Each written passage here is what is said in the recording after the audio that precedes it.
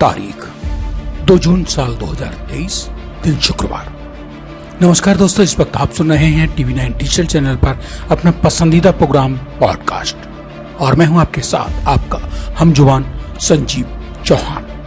आज बेबाक दो टूक खरी खरी बात रूस के एक बदकिस्मत मगर काबिल मिसाइल वैज्ञानिक की। उस काबिल और इंटरनेशनल स्तर के शोहरतमंद मिसाइल साइंटिस्ट की बात जिनकी उम्र इस वक्त करीब 76 साल हो चुकी है और जिन्हें अब इस उम्र में अपने ऊपर आ रही मुसीबतों के चलते अब तक पड़ चुके हैं दो हार्ट अटैक, वो भी जेल के भीतर।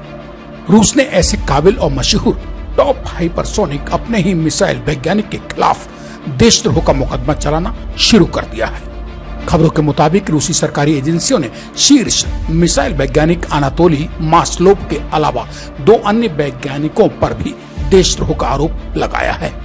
आरोप है कि अपने ही देश की हुकूमत और वहां के निरंकुश हो चुके हुक्मरानों के जंजाल में फंसे मिसाइल वैज्ञानिक अनातोली मास्लोव ने बीजिंग दौरे के वक्त चीन को रूसी हाइपरसोनिक मिसाइल की गुप्त तकनीक बेची है।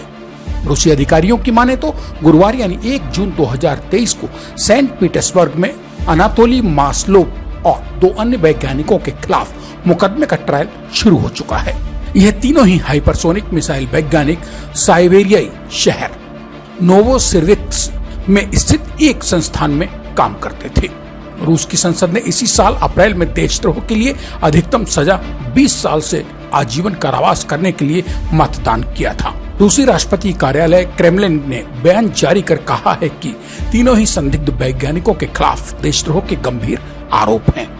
सेंट पीटर्सबर्ग कोर्ट ने इस ट्रायल को टॉप सीक्रेट घोषित कर दिया है, जिसके चलते मीडिया में इससे जुड़ी रिपोर्टिंग को भी प्रतिबंधित किया जा चुका है।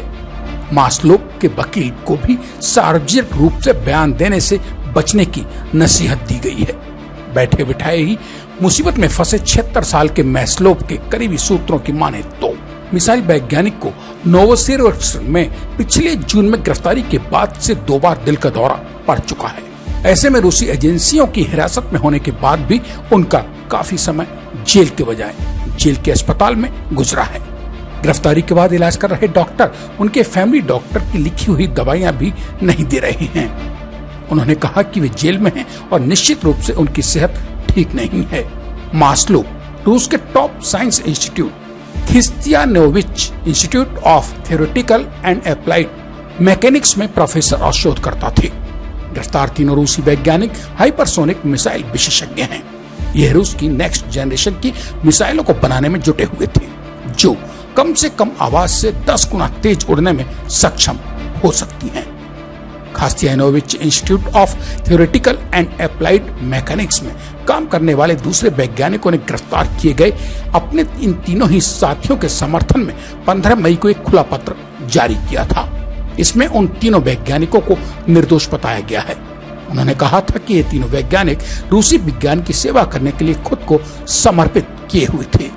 इसे इनका देश के प्रति लगाव मानिए या फिर रूस के साथ गद्दारी। इस वक्त मुसीबत में फंसे ये तीनों वे ही काबिल रूसी मिसाइल वैज्ञानिक हैं जिन्होंने देश के प्रति वफादारी में कभी दुनिया के कई बाकी देशों में अकूत दौलत वाली नौकरियों को भी लात मार दी थी। अपने देश की सेवा में दिन रात कम पैसों में ईमानदारी से अपना सर्वस्व लुटाकर डटे रहे। इसी के साथ अब आज मुझे यानी अपने दोस्त संजीव चौहान को दीजिए इजाजत। सोमवार रात मेरे लौट कर आने तक कीजिए इंतजार। तब तक के लिए नमस्कार। और हाँ दोस्त, जाते जाते TV9 डिजिटल चैनल को सब्सक्राइब करके कमेंट बॉक्स में अपने मन की बात भी तो दर्ज करते जाइए, क्योंकि आपके कमेंट से ही तो पॉडकास्ट की हर कड़ी की होते हैं जान, पहचान और प्रोत्साहन।